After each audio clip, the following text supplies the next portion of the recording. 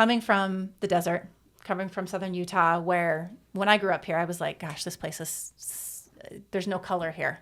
It's just brown and red and just boring. And that's how every, adolescent thinks of the place that they grew up. So you fly into Seattle and it's green and there's water and it was just one of the most beautiful places I'd ever been to. So I think you tend to overlook a lot of the problems when you just are looking at the Emerald City thinking it's so sparkly.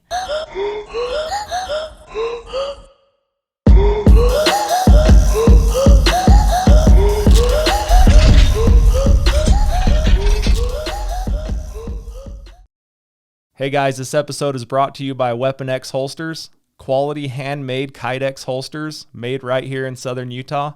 You can stop by the store, 1397 West Sunset Boulevard, number 115 in St. George, Utah. Hey guys, welcome back to the Derick Leg Podcast. We are here today, episode 62. We are in the vault. I've kind of been listening to other podcasts, and I feel like I don't need to introduce myself because it's the Derick Leg Podcast, but I am the host, Derick Leg. I've got a guest today that just recently took over a business in St. George. I've actually known her a long time, one of my best friend's siblings. So this is Elise Varchetta. Hi. How's it going? Good. How are you? I said it right. Yes. All right. Awesome. Yeah, it's funny. We were talking about it before. So tell me your son and daughter's names. So my son's name is Pasquale and my daughter is Melina. They're both Italian names, family names, actually. My husband's mother and father, Pasquale and Melina. Okay, because I knew the Pasquale, but I didn't know where Melina came from. Melina's a little easier to pronounce, but yes. Yeah, it's a little less of a tongue twister. Right. That's awesome. So Elise and her mom, Myrna, took over a business in town, and it's a cool niche market, I think. Yeah. Your guys' social media is great. I mean, you guys are posting, it seems like you're posting almost every day. Yeah, we try to. Yeah. And so I see it on there. I try to like it and share it every now and then, but I'm really not even on it that much with everything I have going. And it's more like annoying. Social media is annoying to me now. Sure. Because I just get so many notifications with the businesses and the podcast and my personal. Yeah. And it's hard to even keep up with any of it, let alone just scroll it. Yeah. Yeah. Well, we try to post a lot so it becomes a virtual wall of inspiration because our business is project-based. So you come in, you do a project. So what our business is, AR Workshop, it's a do-it-yourself studio. So you come in, we teach classes for creating home decor. We do the start to finish. We provide all the tools, the materials, supplies, the hands-on instructions so that you're picking the project that you want to work on, and we walk you through the entire process. So because we have so many to choose from, that's where the social media becomes your inspiration. Everything else is on our website too, but I think most people end up getting their inspiration from scrolling through. Sure. The Instagram, the Facebook, the Pinterest, all that. Do you refer people to that? To Instagram? To social media? Yeah. I think I generally refer people more to the website because that's where all of the options are. And so it's easiest to just say, go there. It's more of a step-by-step process of looking at the calendar, choosing a date that works for you, and then seeing what projects you can make on that specific date and time. It's just I feel like a easier user-friendly way of seeing it flows through the process. Yeah, exactly. That makes sense. Yeah. When I was doing holsters, I had a website, but it was very basic. Mm-hmm. And then I was posting multiple a day of holsters I was making. And so people get on the website and be like, do you do colors? And I'm like, just go to Facebook. Some people use Instagram as their shopping center. Yes, absolutely. Yeah, that's our gallery of what we can do. Right. But you guys will get there. You guys are building up to that for sure. Yeah, we will. So the more we keep posting, you'll see more of what we do. But right now, everything kind of lives on the website. And it's always hard to explain to people what it truly is without seeing pictures. Yeah. And so I generally refer people to, if you love Hobby Lobby, if you love Target, if you love the home decor section within those two stores, we create that kind of decor. And it's more about, for us, it's about the experience of creating. You can go to those stores and buy something, and that gives you, your retail therapy, your instant gratification for buying something. We take that experience and put it into a 2-hour workshop where you get to create it and walk out of there with something that you made, and then you get to hang it on your wall, put it on your porch, put it around the house. That's something you made, and you get to look back and always think about that experience. So it's more the experience than it is just about the finished projects, I would say. And this isn't even just adults. You guys do a lot of kid stuff. Yeah. Yeah. In the summer, we kind of transition over to kids camps when kids are out of school. So, and then trying to keep everything family friendly on the weekends. A good mix of projects for both family and kids, since we know that that's a big thing here. That's down awesome. In St. George. Do you guys do like little parties and stuff? Like you can book birthday parties. Yep. We just did one last weekend. We've got another one coming up pretty soon. So yeah, it's, That's awesome. Yeah. That's awesome. A lot of fun. And then tell a little bit about how you guys found out about it and then you and Myrna buying it. Sure. So my mom and I found out about this place. It just opened last October. So we're really coming up on the year of the business actually being open. And I came upon it, just found it on Facebook, social media again for the win. Yeah. And came across it as a customer. So went to my first class, loved it. Went to my second class, loved it. Stayed in touch with the owner, actually started selling some products that I personally hand make, that I was selling out of local craft fairs here. That you were making there? I make them but on you're my making own. Yourself. Okay. Yeah. So I have a little side business called Rock Garden Designs, and I make kind of home decor product out of concrete, of all things. Again, one of those things are better to see the pictures than to understand what I'm doing. They're like concrete. So I was going to local craft fairs, local like farmers market kind of shows around here. And the owner of the workshop at the time had approached me about selling my products out of her store. So that's where I kept in touch with her and really found out in February, had the dialogue open where she had let me know that she was going to be closing the store for personal reasons. And so my mom and I just immediately, I think within 24 hours, we were in the store talking to her, asking her what her plans were, details. And within 10 days, we were in the leasing office, signing the lease over to our name. And just the whirlwind that came with transferring over a business to yourself and getting everything ready and taking over. So we did it. What was that like? Was there fear involved? Were you excited? Yeah. What was your emotions going through that? I mean, it's crazy. It's just so many things that you don't think about when you open up a business. I mean, payroll taxes and utilities and insurance and product. Yeah. I mean, you guys hold inventory, luckily, right? Yeah. Luckily, we were able to kind of buy an existing business, existing inventory. So we had a leg up to be able to just take over that. But it was still just the learning curve of how do we even teach these classes? Yeah. We've been to one, but there's like 200 different projects. We don't know how to do them all. And it took us about 6 weeks before we could book a training with this is a franchise. So there's a corporate training back east that we were able to go to.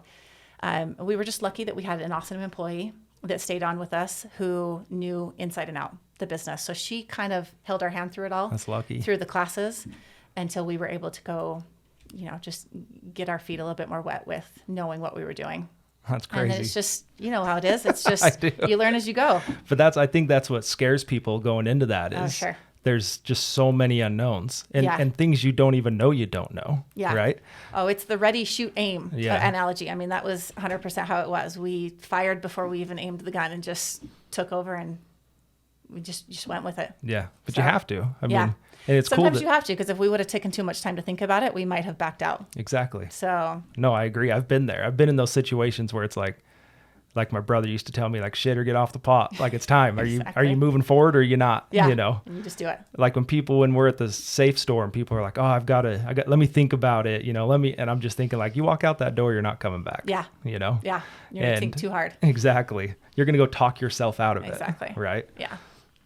Awesome. So let's back up just a little bit. Give me a little background. And then you've been all over the place. So I want to hear some cool stories about studying abroad, about did you spend time in Italy? Did you live in Italy? I didn't live there. I've tried. Okay. I've desperately tried. My husband won't go back. But you're there often. Yeah, I've gone back a couple of times. We did our honeymoon there. We spent a month there on our honeymoon.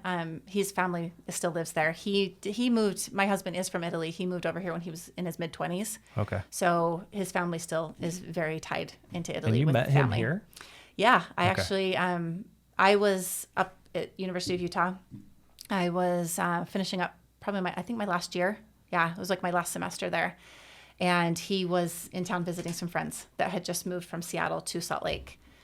So we just happened to meet at a New Year's Eve party of all places. That's awesome. And kind of did a long distance thing for about 8 months before I graduated from University of Utah, had the big accounting degree. So I thought, let's get up to the big city, put that degree to work. Yeah, get out of And Utah. I had been working at Nordstrom through college on the sales floor. So Nordstrom is headquartered up in Seattle. So I thought that this was just an easy route for me to go up and get a job at corporate and have at least someone there that could kind of hold my hand through it. And so everything just kind of, fell into place with me moving up there, our relationship continuing, and eventually obviously getting married and 2 kids later. And here we are. Here you are. Yeah. All right. So let's go back. Let's talk a little bit about, give me grew up St. George, right? Went to Yeah. Pineview, right? Yeah, I got to make that clear when I say I'm from Seattle, that when people say go back to where you came from, I did come back to where I came from. You're in St. George now.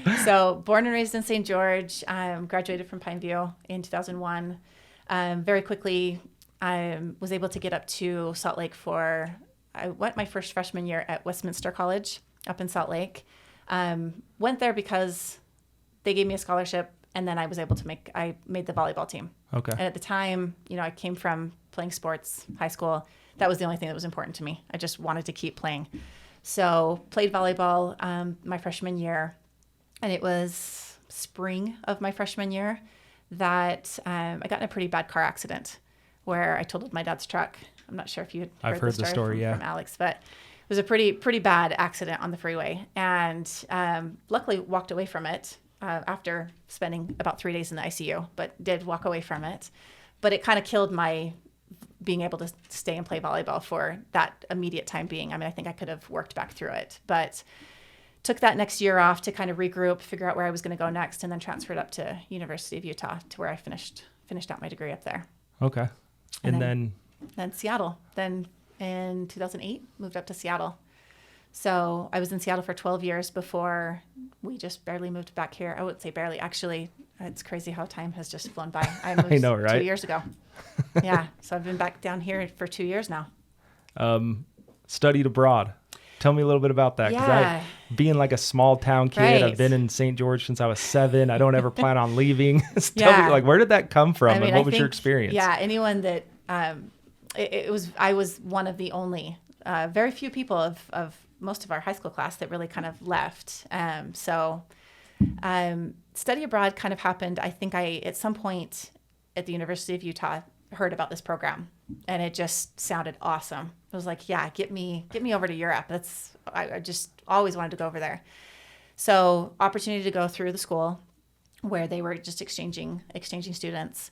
And I picked Denmark because I was far enough through my degree that I was done taking generals. I couldn't do art anymore. I couldn't do jazz classes. I couldn't do, the required classes that they make you do for your generals. So I needed to keep doing business classes to be able to make it work for my degree. Otherwise, I was just wasting money, right? Sure. You're just taking more generals that don't count. So I needed an English speaking class, or else I was not going to be able to understand finance language in Danish or Italian or French or anything else. So Copenhagen Business School was English speaking. The other choice was London. But because my mom's side is Danish, I actually thought it would be a cool experience to be able to go kind of see a little bit more of the heritage back there. That is cool. I didn't know that. Yeah. I didn't know that was part of it. So I'd get over there, and everyone kept trying to talk to me in Danish, and I'd just be like, I'm sorry, that's not, I'm American. I speak English, sorry. So it was great. I mean, physically I fit in great over there, but it was just a really cool experience. I mean, you use it as an opportunity to just travel when you're over there. It's a lot cheaper to travel when you're in Europe than flying from, Vegas to London or Vegas to Paris or anything like that. So when you're over there, it's basically like flying Southwest. You get your little $50 fares that you fly here and there. Sure. So I was able to see a lot, do a lot. I was with a really awesome group of kids that... So they're like all American? No, mostly a lot of Canadians, a lot of people from all over Europe. Okay. But I think the most awesome thing about it was a group of kids that were all very motivated to do the same thing. So very like-minded. Yeah. I was finally around a group of people that a lot of the projects that European schools, or I would just say European schools in general follow, it's more group work rather than individualized testing like the United States does. Yeah, as I think it should be, because you learn how to do that. Yeah. So you're more accountable. You 100% are more accountable. So all of a sudden I'm in a situation where I'm in a team of 4. I can't slack off. I can't be everyone else is, doing half the work. So I'm not going to do much either. Everyone was doing more. So it pushed me to do more, and it pushed me to learn more and to be more responsible, do the homework, do everything. I think I just got in the position in college where I was slacking off a lot. So it just definitely elevated my. Well, and it's being part of that group too, because everyone's pushing. Yeah. Right? And they're people you like and respect. And so you want to impress them and act like you're there for a reason. So it was a really cool experience. That's awesome. And then, so when you came back from that, you were back at Utah. Yeah. Or University of Utah. Yeah. And then Seattle. Yeah. When I came back from Denmark, it was, I was obsessed. I wanted nothing else but to go back to Europe. So I was looking into master's programs. I was looking into this. And I think that's one of the reasons why when I met my husband and I could pick up on the accent, I was like, oh, this is the guy for me. Yeah. He's got the European accent. We're gonna get married. He's We're my going back. ticket back. He's my ticket back. He's a little more than that, but yeah. But he hates going back, so it actually didn't work out. Backfired on you. Yeah.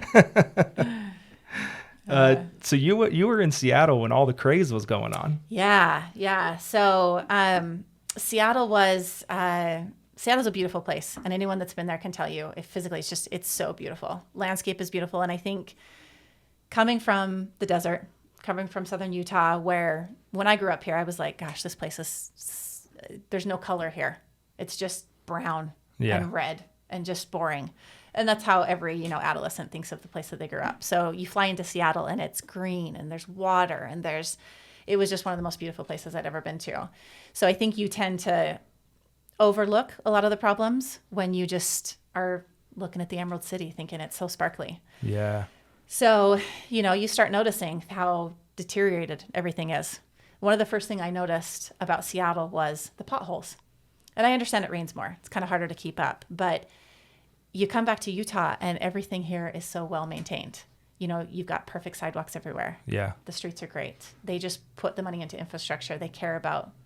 And that's not the case in Seattle. And so it became apparent the more you're there. But really, when it really started bothering me, or when it really started, I became aware of it, was when I had kids. And that's when you just start looking at things through a different set of lenses. Everything was different.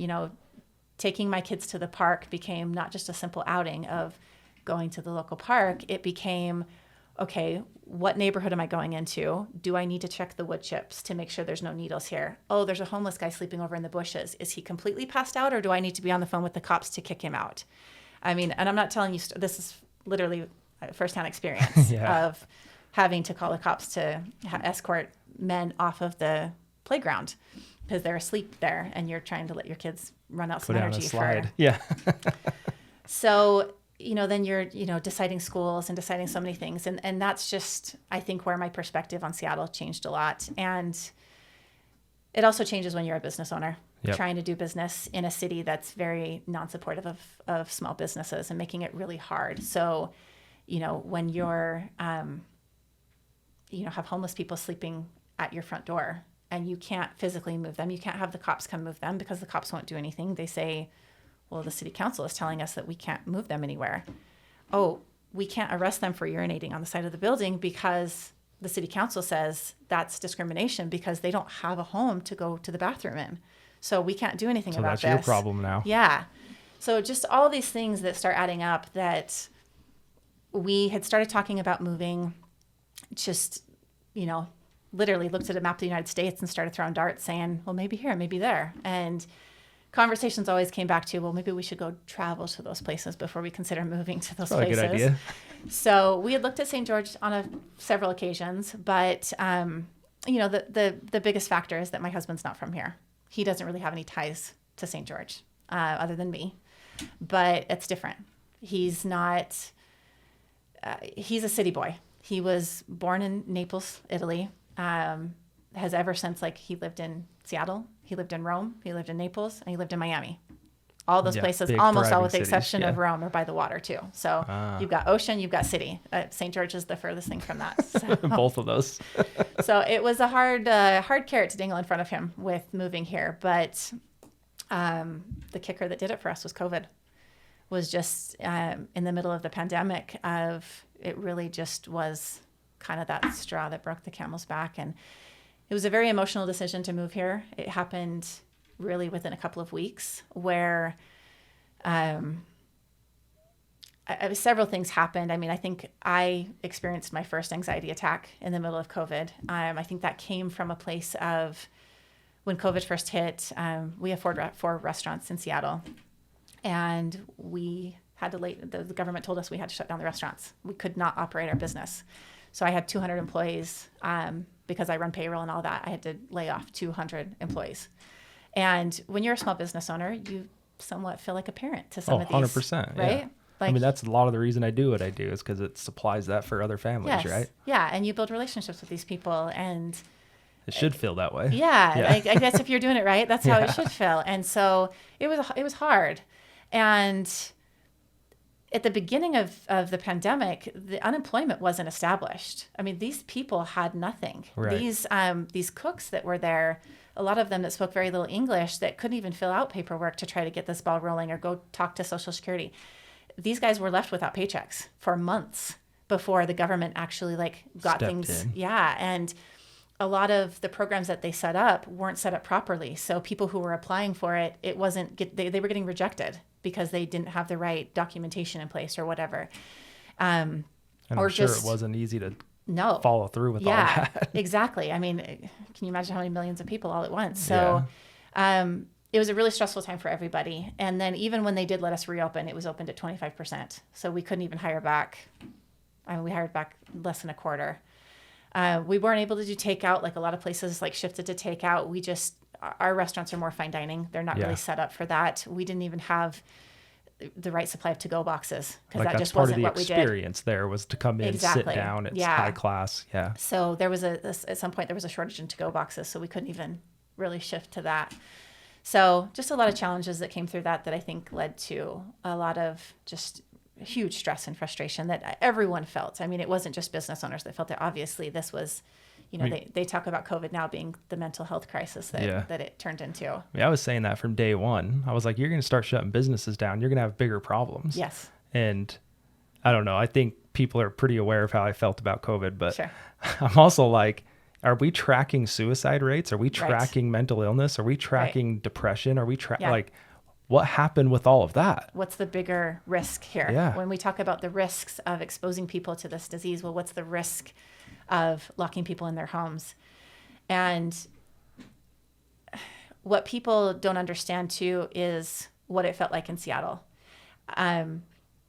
I had overheard conversations after I moved down here of people kind of expressing their frustrations of what lockdown looked like in St. George. And I can tell you what lockdown looked like in Seattle was so much scarier. We had people who, I mean, my daughter had her 4th birthday party in our yard where people walked by on the street outside of our gate and just waved and said hi and brought banners that said happy birthday, Melina. And all the kids couldn't understand why they couldn't come into our yard. Yeah. She didn't understand why they couldn't. I mean, it was just this really, we would have situations where we were sitting outside in our front yard. We'd have people walking along the street that would actually cross the street because they saw us sitting in our yard and they were uncomfortable at being 20 feet too close to us. Okay. People yelling at us. If we were having a conversation with our neighbor 10 feet away outside with a gate separating us, people yelling at us to stay 6 feet apart or to put on more masks. I mean, people in Seattle were double masking, right? It was getting out of control, and it was the energy in the air that people were angry, they were scared. And so I remember the first time I actually came down to St. George was May. It was kind of closer to Memorial Day. And I was scared to even go through the airport. I mean, I had been locked inside my house for 3 months, not even gone to the grocery store. I mean, we were letting just my husband go to the grocery store. He'd go in gloves, hazmat suit, come home, bring the groceries, put them in the garage for 24 hours, make sure they were decontaminated. Yeah. I mean, it was just so crazy what we were doing to scare each other at that point. But I had called my mom at some point and was like, I need to come down and see you. I'm losing it. and I can't homeschool these kids anymore. They are hating me. And so I had actually decided to fly to Salt Lake to stay a week with my brother to kind of see if we started spouting up any symptoms. Yeah. Because at that point you thought if you walked through the airport and made eye contact with someone, you were going to get COVID. Yeah, and you're going to die. Yeah. Yeah.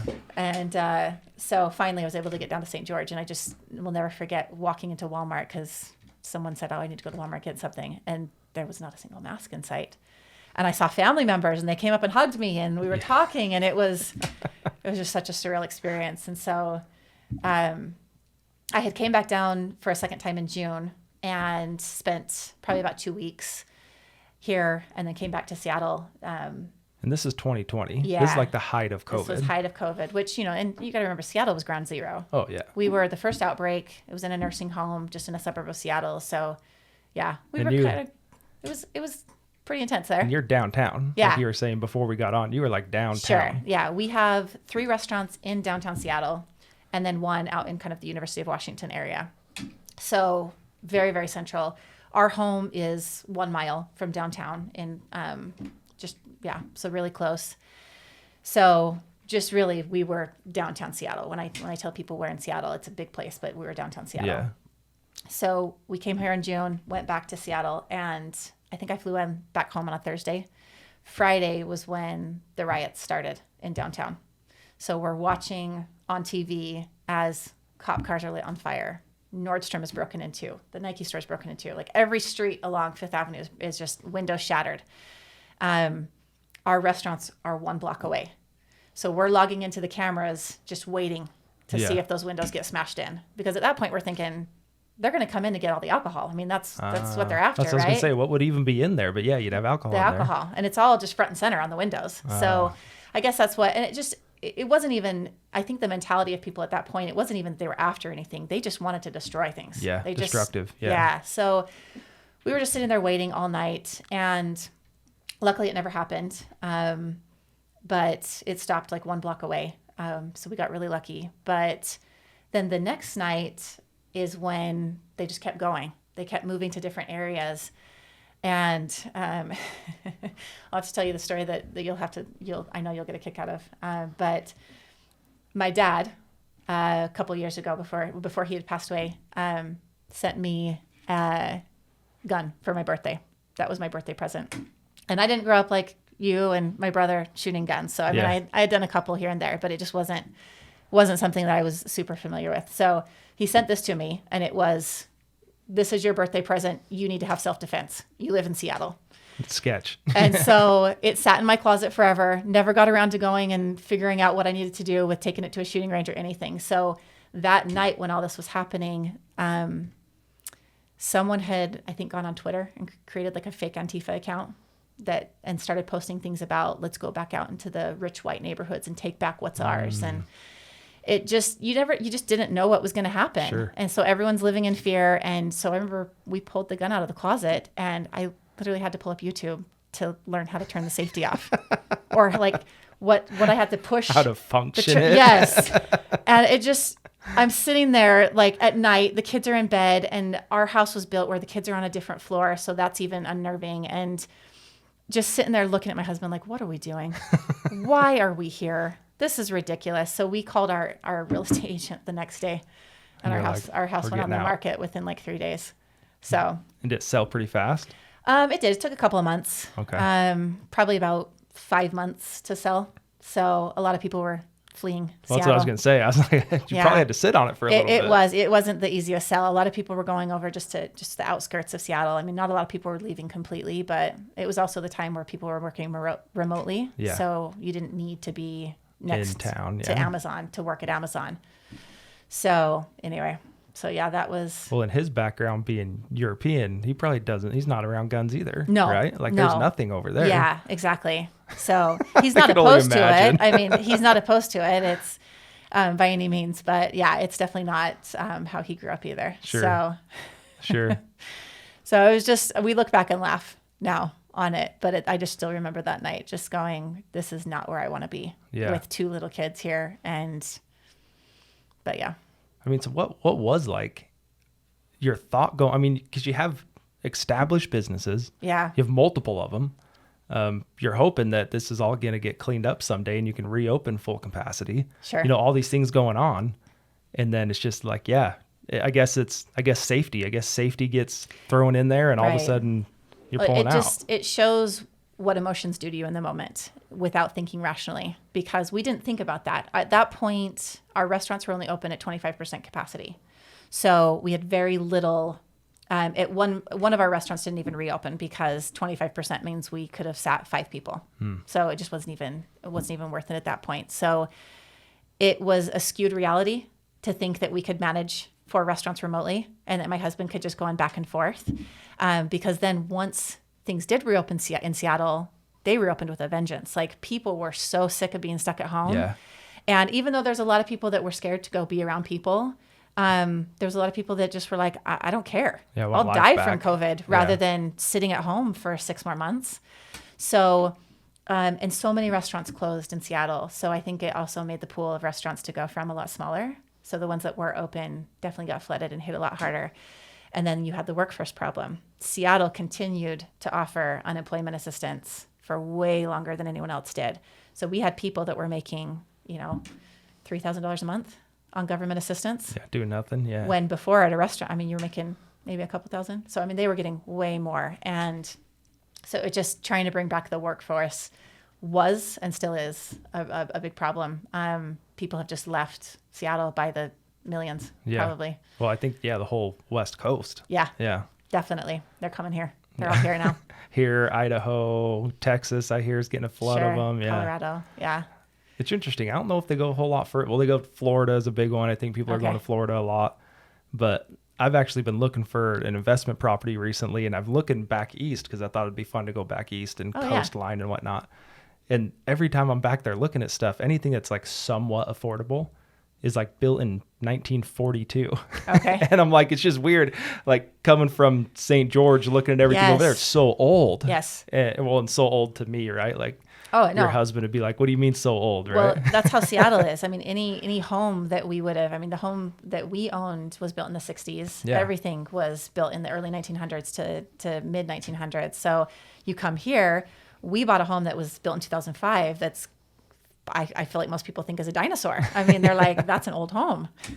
So yeah, it's very different here. Yeah. Yeah. Everything. Well, and with the growth here, it's been, if you can afford to upgrade, there's kids younger than me buying brand new homes. Right. And first of all, I'm like, I don't know how you're figuring that out because home prices here are through the roof. But yeah.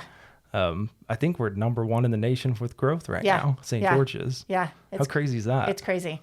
I've had a couple people from that I know in Seattle have been sending me articles about, it made the Seattle Times, the lack of water here, of how we're going to run out of water. So it was like Washington Post or something like that did too. Yeah. Yeah. So I think Seattle Times had shared it. So I had a bunch of people being like, isn't that where you are now? Do you guys have water? The little podunk town that's in the desert. And all of our lakes are drying up. Right. Like, I guess California would be aware of. I'm hearing did you hear they shut Hoover Dam down? I thought I had heard that rumor. Yeah, just the other day, someone was telling me about it. I thought they had actually shut off the water rights to saying we can't do this anymore. Yeah. Have you been down there? No, and I don't think I will because so I grew up at Lake Powell. We had a houseboat that my parents bought into since I was 3. And so I don't know if I want to see it because I think it might make me so sad. Yeah. To not have it be what my childhood memories were of it. Right. So, but I do need to because there's another part of me that's sad that my kids don't have that. Those lakes down there are crazy. Yeah. And nothing in them. And I didn't grow up going down there, but yeah, I don't know. We went down there and rented a house and we went down to the dam and there was you'd think you were driving into the White House. I was like, we're driving in, there's check stations, there's people with mirrors checking out the underneath your cars. And I'm like, I'm looking around, I'm looking at my buddy that's driving, I'm like, what the hell's going on?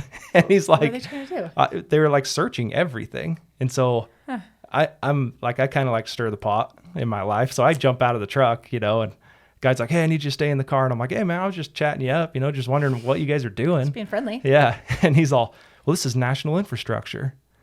And I was like, the dam? And he's like, yeah, you know how much electricity this thing produces? Yeah. And I was like, no, I actually don't.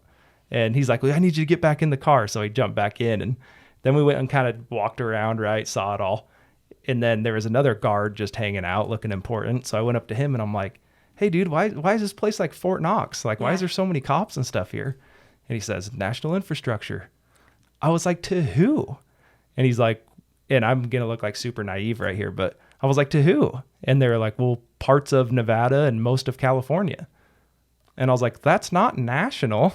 I was like, it sounds like it's one state. So are they worried that someone's going to go take a bomb and try and blow it up to destroy? I guess. Like, we were reading about it, and I don't remember what the numbers were, but it's like the thickness of cement that's in that thing is unheard of. Oh, yeah. And so, I'm like, what are you going to do? Like, drive a car bomb into it? And it probably... Put a dent? Yeah. Like take a toothpick to it? So I was just like, what's really going on here? I'm sitting there like, is this some kind of like federal meeting place for people and the president's here or something? I just didn't get it. Huh. But yeah, they told me to walk around and find someone in a blue collared shirt and they have all the facts. Oh, okay. I was like, cool, thanks, guy. Yeah. And then we left. Yeah. I've done that tour plenty of times. We always, it's the damn tour. Yeah, so exactly. It was always a good time as a kid. Very informational. Yeah. I don't remember any of it. Yeah. My family didn't do stuff like that. Like we didn't, I don't think I'd been to Zion. Like I've driven through Zion. Sure. Right. Through the tunnel out the other side, 89. But I'd never like been in Zion and stopped and done any hikes till I met my wife. Okay. When I was like 23. Yeah. I mean, it just wasn't even a thing for us. Yeah. We didn't either. Yeah. I think it was just, what your parents end up kind of getting into, which, my dad got into houseboat and ski and, jet skis and the lake toys. Yeah. The jet skis. Yeah. That's right. Yeah. And so, but even scouts and stuff, like I wonder if we were big into scouts too, but we never did any of that. I was always under the impression with my dad being a scoutmaster that he took the Boy Scouts up to Zion and did the Narrows and did the subway. And I never got to do that. Sure. So I always felt like I got the short end of the stick because I was the girl. You got shafted. Yeah. Yeah. So it's on my list that I'm like, I'm going to go make up for this and I'm going to do the Narrows. But now I'm like, okay, well, I need a guide because I don't want to get. You just hook up with Amanda. They do all. She's coming back from Montana right now. They've been up at Glacier National Park for. Will she do the Narrows again? Is that like old news for her? She'd probably do it. Okay. I think her family, you have to correct me if I'm wrong, her family, but they do permits for all that stuff all the time. It's all permit now, right? Yeah. I think they even did Angels Landing as a permit now. I don't think like you can't just go to that. Now that I have kids, I don't think I could do that. Really? Because I think if I was up there, I would be thinking, I did it as a young kid. And so I think that's all I would be thinking about is like, would I let my teenage kid go on this hike? Absolutely not. If they did, they couldn't tell me they were going because I would be dying the whole time. I don't like heights. Well, when we did it, it was like February and there was snow. Oh, geez. Yeah. And so it was like you were holding on to the chains because there was like ice under you. Oh, my gosh. No way. But yeah, I mean, I don't really enjoy hiking when my body type doesn't love hanging off of cliffs and hiking, but we've done Angel's Landing and I just like stared at my feet the entire time, and just got all the way to the top. And then there's an observation point is another one there. Okay. That's I think it's like the top, like you're hiking and it's switchbacks and you're all the way up to the top. Okay. And I remember thinking like, this is the worst thing I've done in my entire life. And I was like active back then. I was 20 pounds lighter than this and active. And I remember sitting at the top thinking like, this is awful. And I'm just driven by different things. Right. And so my mother-in-law, who I love to death, looks at me and she's like, don't you just feel so accomplished? And I'm like, no. I was like, I would rather have been working this whole time and maybe make some money. Good point. And then right then though, so this is the caveat to the whole thing. Like right then, this California condor comes flying right up the cliff. And like, I don't know how to explain it for people that aren't watching, but it like just soared right up in front of us. Boom. Wow. And then it just hovered maybe 12 feet above us. And it had like a little tag on it that they track it with, right? And you could like read the numbers on it. Like that's how close it was to us. And so I was like, okay, this is cool. Like, I'm where I'm meant to be. Yeah. And so they were like, yeah, see, isn't this so cool? And I'm like, yeah, but this doesn't happen every time. No, it'll never happen again. Yeah. But yeah, I don't know. I don't even know how we got started on that. But yeah, if you want to do Zion stuff, you need to get with the Holdens there. Yeah, we just, we had my brother-in-law in town, so we did the e-bike rental and went up through the canyon to the end and back. And so I at least kind of got a little feel for it that way. I mean, I've been up there, but it's been enough Been a years that while. I had needed it again. Oh, and it's insane now.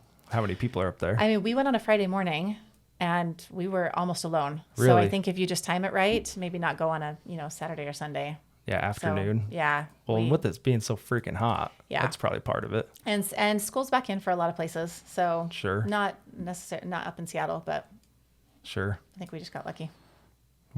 Some other places you've been? What's your favorite place you're the traveler, right, of the family, so. Kind of. I don't feel like I've been. I feel like my parents were the traveler. I mean, my parents were. Well, siblings, I guess I meant, but yeah. But like, my parents have been to Asia, to Europe, well, maybe that's kind of about that. They haven't been to Australia. That's on my bucket list to maybe get there one day when I can handle the flight. Yeah. But no, I think mostly just I've been through Europe a lot. I've been through the United States a little bit. I always have they gave me the travel bug. And I think it was just this idea of exploring. It just has always stuck with me. And I think it kind of goes into this maybe notion I have of just being kind of a lifelong learner. I'm one that I would be in school for the rest of my life if I could. Really? If it actually paid me, right? Yeah. I mean, at some point you Well, realize you can make get 10 more. grand free now. That's true. I could get all of that forgiven. Should just go back. But I just enjoy learning new things, and I think that's what has led me to do so many different hobbies. Just kind of experiment with different mediums and different just things that I can try to do just to learn a little bit of it, get my feet wet with it, and feel like I maybe mastered a little bit, and then move off to the next. Where do you think? Where does that come from? I don't know. I mean, your dad was a master of all trades. Yeah. I don't know if it had something I correlation think, with that. Yeah, I think it has definitely something with him. I mean, he was, I was just telling him, I was talking to my mom earlier about how I feel like the whole do-it-yourself notion came from him. He was the ultimate do-it-yourselfer.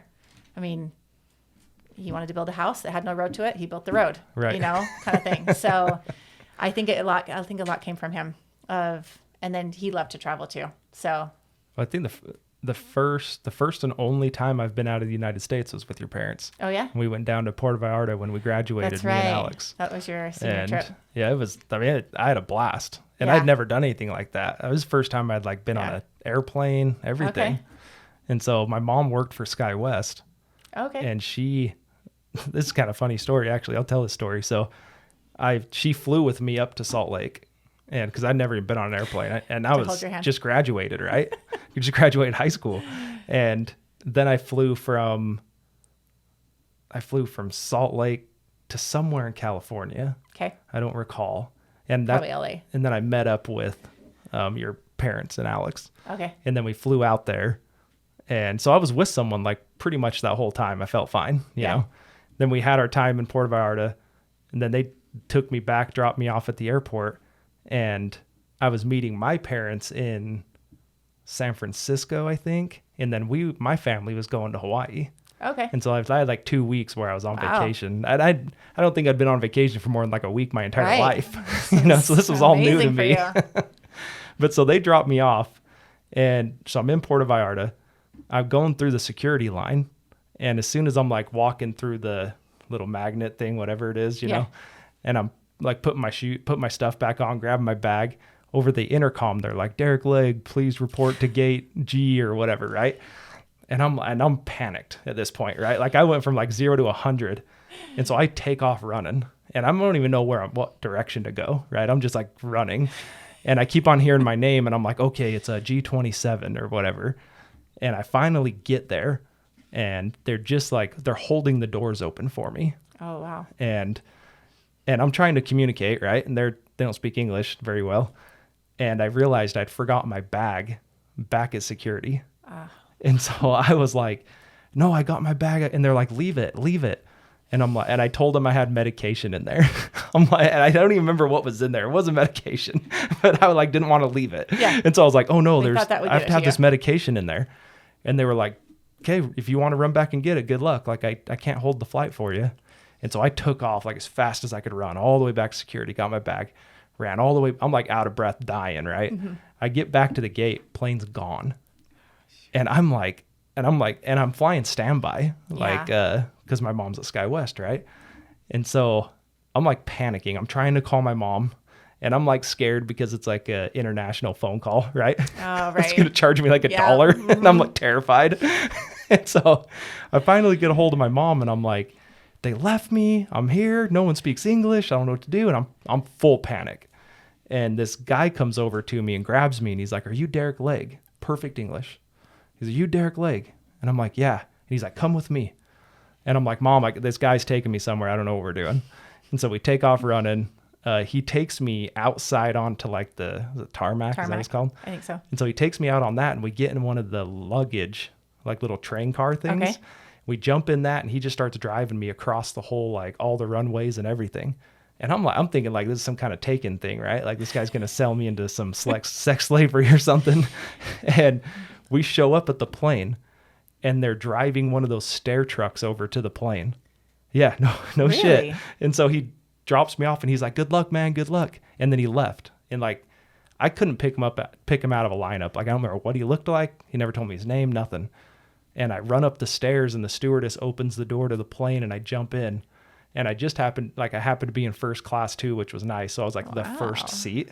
So I didn't have to like go past everyone and be like, The it walk was of me, shame. Yeah. And so, I went and sat in the first seat and this lady comes up to me, one of the stewardess, and she's like, you doing okay? And I'm like, can I just get some water? I'm like, I'm so out of I breath. just ran 3 miles. Yeah. And then I go to call my mom and she's like, you can't be on your phone. You can't be on your phone, right? And I'm like, I have to tell my mom I'm on the plane because I just hung up on her when that guy was like, come with me, Yeah. And so I ended up, she's like, okay, call him right now. We're fueling up. You need to be off the phone in, I don't know, 20 seconds, whatever. Sure. So I call my mom and I'm like, I'm on the plane. Everything's good. I'll see you guys in San Francisco. And then hung up and. What year was this? 07. Okay. I'm just surprised. I feel like after 01 or everything, that's really surprising that they actually would have done that. I was blown away. I thought I was screwed. Was this but you said this was in Mexico? Yeah. Yeah, that's probably why. That's probably why. They didn't care about all that. Yeah. Well, I was like, Mom, they left me. I don't know what to do. Yeah. And then this guy just like, I don't know if he was American or not. He was light skinned if he wasn't. Sure. But he's perfect English. Derick Legg, right? Huh. I'm like, yeah. And I'm like, who are you? That's amazing. Yeah. I don't think anyone has that kind of story of that being. Like till this day, right, I'm like, too. I don't even know if that guy was real or not. Like, right. I think just like a phantom or an Angel Moroni kind of situation. Something. Yeah.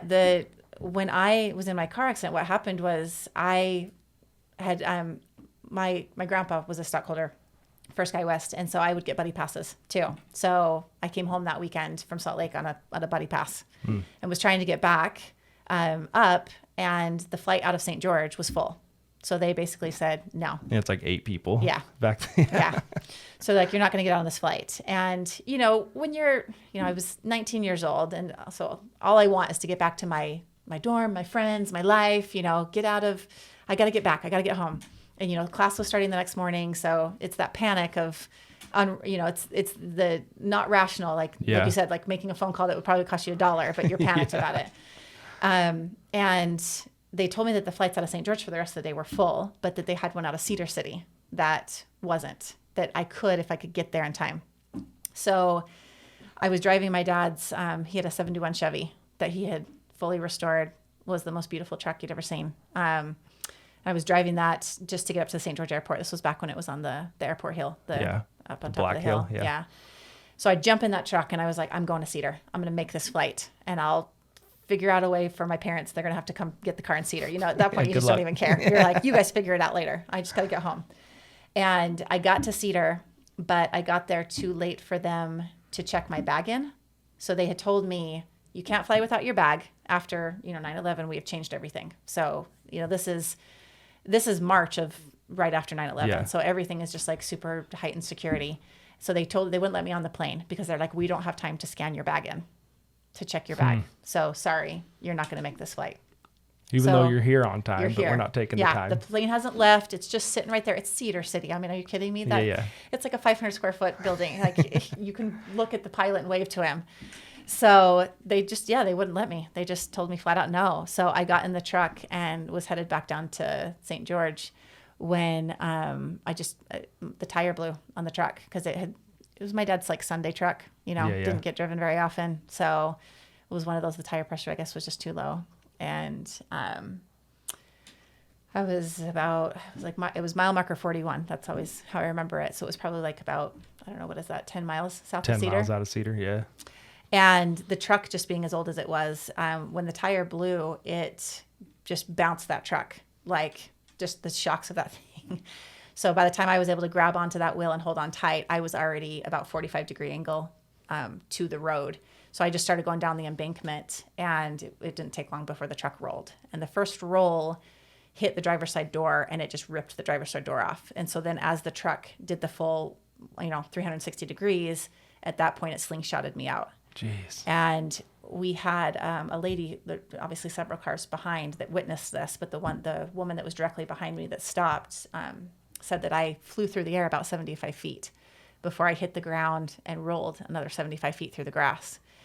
And if you've ever been on that stretch of road and you see, all along that stretch, there's rocks, there's overpasses, there's barbed wire fences, there's everything imaginable that you could have run into.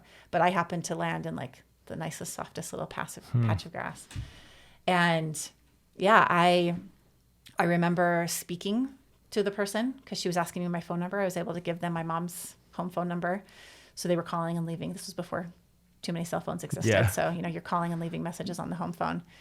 And they were aware that you were in Cedar and coming back? They weren't. Okay. Because this whole thing happened so fast with me Yeah. going to St. George and then driving to Cedar that they didn't even know. And they were at church at the time.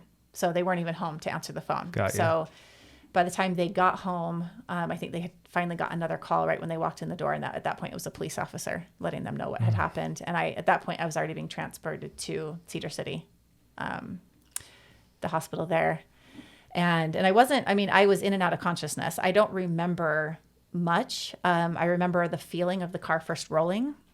But at that point, the next thing I remember is like kind of laying with my eyes closed in the grass, trying to talk. I remember telling myself at some point, you need to speak clear because they can't understand you. And then speaking my mom's phone number really clearly. And then I remember being in the ambulance where they were asking me if I could squeeze, she handed me her finger and was like, can you squeeze my hand? And can you wiggle your toes? And I remember doing it thinking yeah, I can do this. Look how cool I don't know. I just remember thinking I can totally do this. at least you're okay, everything's still functioning. But I didn't know I was hurt. You don't realize that. The whole time I didn't realize I was hurt.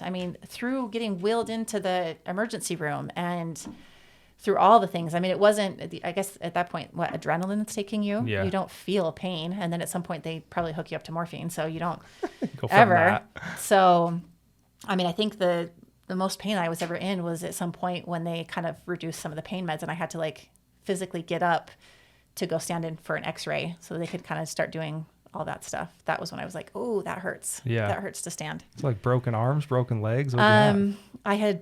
I had fractured 4 of my ribs. I had ruptured my spleen. My spleen was almost in 2 pieces. It held on by just a little bit. And then I had punctured my lung. With my ribs had gone into my lungs. But nothing fully, I didn't need surgery. So they kept me in the ICU and they were just watching because the lungs weren't leaking. So they kind of sealed, I guess, on their own. The spleen started forming scar tissue and just kind of sealed itself back up. And there's ribs. Nothing you can do You're about ribs. Wolverine, dude. I know. It doesn't make any sense. Well, that's all that happened of getting tossed. Mm-hmm. Yeah. And the truck was, completely totaled. And I've seen pictures of it, but I came around right after that, Sure. I think. So yeah, I never got to see it in its glory days. I know. It was up on our property for a while. I wish I know what happened to it because I would love to go take the steering wheel out of it or have some kind of souvenir from it. But yeah, I don't know what happened to it, but yeah, it was, crazy. I wish I don't know if I wish I remembered more of it because then I'm sure I would remember more of the traumatic part of it, but it's crazy to me that I just don't have much memory of it. There's lots of stories like that, though. Yeah. I think it's on purpose, right? Yeah. Like you're saying, you remember yeah. what you need to remember. Exactly. And the mind does a good job at shutting off things that are going to be too traumatic for you. Yeah. So yeah, it was pretty crazy. That's nuts. Yeah. Well, we're getting close to our hour. Wow. I told you. Crazy how fast that goes by. I just want to touch back on the AR workshop. Give Okay. us Instagram, your location, your hours, that kind of thing. Sure. So hours we're trying to be pretty consistent on a Tuesday through Saturday.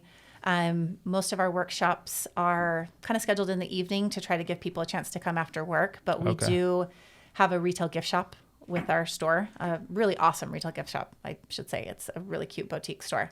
So we're there Tuesday through Saturday. Go buy stuff too. Yeah. Okay. Yeah. So in addition to stuff that you can make, you can buy our pre-made projects. Like you can, if you don't want to sit and take 3 hours, 2 hours to make the project, we'll make it for you. Like that's what I love doing. That's why I have this place. So I'm happy to make it too. But then we also have like a curated little gift boutique. So lots of fun, like gifts for yourself or for someone else. Kind of, the things you can't find on Amazon, things you don't see at Target kind of style. That we're there Tuesday through Saturday. So from about 10 to 5. And you can just walk in too? Walk in. And then because we're there with trying to keep the retail shop open, we do open craft. So my mom and I are always there. You can come in, craft with us. We have a bunch of projects that are already just kind of ready to be made. So we kind of try and do those as walk-in hours. But then actual workshops where you can pick your project and do the full experience, that's usually like a Thursday, Friday, Saturday night. Got you. Saturday day. Yeah. That's cool. So it's still amazing to me where you guys just jumped into it and just took it over. Yeah. Yeah. But I think if like you were saying, if you would have had time to think about it, we would have probably, my husband definitely would have talked me out of it. So he was aware of it, right? Yeah. I mean, I definitely gave him the heads up that this was going to happen, and I made him come look at it before we actually signed any legal documents. And so he was skeptical, but that's just because I've kind of put him more into a stay-at-home dad situation with it now that I have to be there more. So so you have the 4 restaurants still? Yeah. So it's his job to kind of go back and forth and really kind of take the lead on that. And is that is there a plan to have him not do that, or is it even possible for him to not do that? I mean, that's the dream. Yeah.